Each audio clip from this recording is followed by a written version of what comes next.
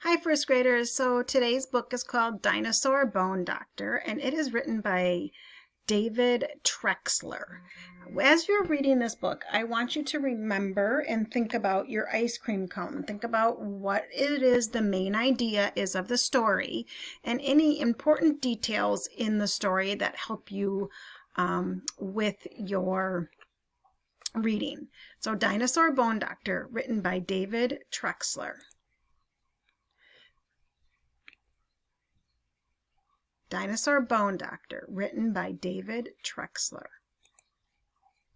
Finding dinosaur bones. My family studied dinosaurs long before I was born.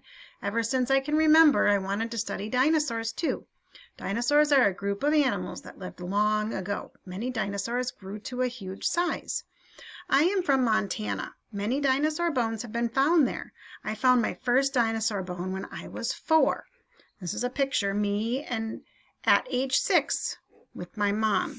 Now remember, this book is written by someone. It's a personal narrative, so the person that wrote the book is writing about himself. So it goes on to say, I went to college to study dinosaurs. Now I'm a dinosaur bone doctor. The real name for my job is paleontologist. I found dinosaur fossils, which are dinosaur bones that have turned to stone. After I find the bones, I put them back together. Then I study them to learn about the world long ago. Years ago, I found bones from many dinosaurs. These dinosaurs are related to the T-Rex, a huge meat eater with sharp teeth. I found bones of 2 grown-up dinosaurs. I found bones of a young dinosaur. The bones were broken into many pieces. Getting the bones out of the ground was a big job. Many people worked every summer for 6 years. The work was very slow and messy. I'm going to read this blue text right here. This is telling us about this picture. We use small brushes and ice picks to dig up bones. Bones in the ground have no air around them. That's why they last for millions of years. After I dig up bones, I keep the air out so the bones won't fall apart. This is another blue little caption. I put liquid plastic on the bones that keeps them from falling them apart. Moving the bones. We made special coverings called jackets, and the jackets kept the bones safe when we moved them. I took the bones to the dinosaur center where I work. This jacket had many bones, and the jacket weighed 10,800 pounds. I named this dinosaur Bob. Bob stands for bunch of bones. At the center, I took Bob's bones out of the jackets. The bones still had cracks around them. I used special tools to take away the rock. Then I glued the broken bones together. I cleaned the bones, and then my wife Lori takes away some rock with a metal pick. Dentists use this type of tool on teeth. Next, it was time to study Bob's bones. I compared the bones with other dinosaur bones. I wanted to see what was the same and what was different. I compared Bob's toe bone to the same bone from a smaller dinosaur.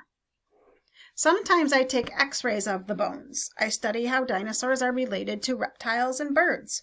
The x-rays gave me clues that dinosaurs breathed like bones, like birds. This is an x-ray to help him understand what the dinosaur was like inside. This is an emu, this is a type of bird, and crocodile is a type of reptile.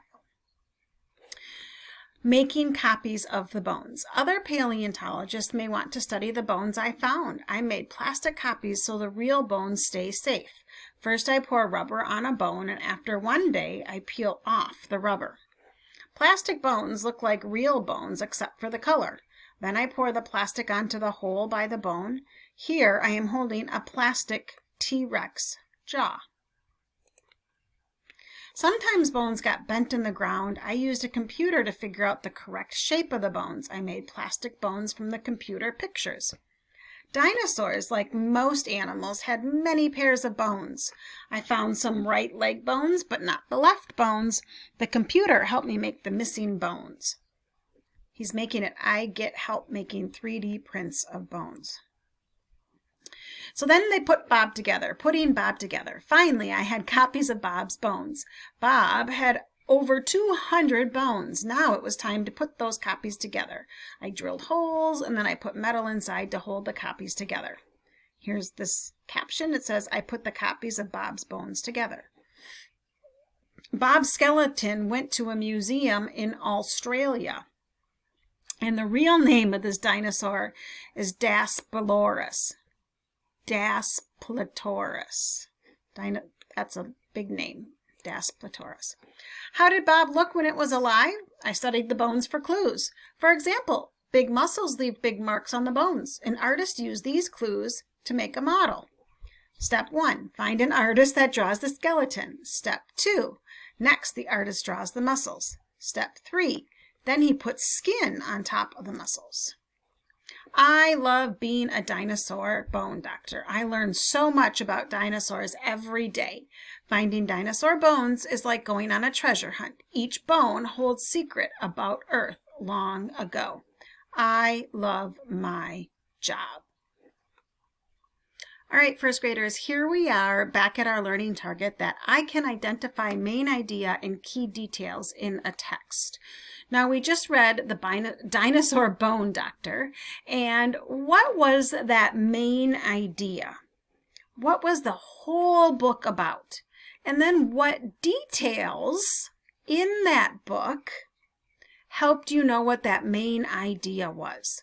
Now, your job on Seesaw is to either write that out or to tell me with your words what the main idea is of this book and what the details are.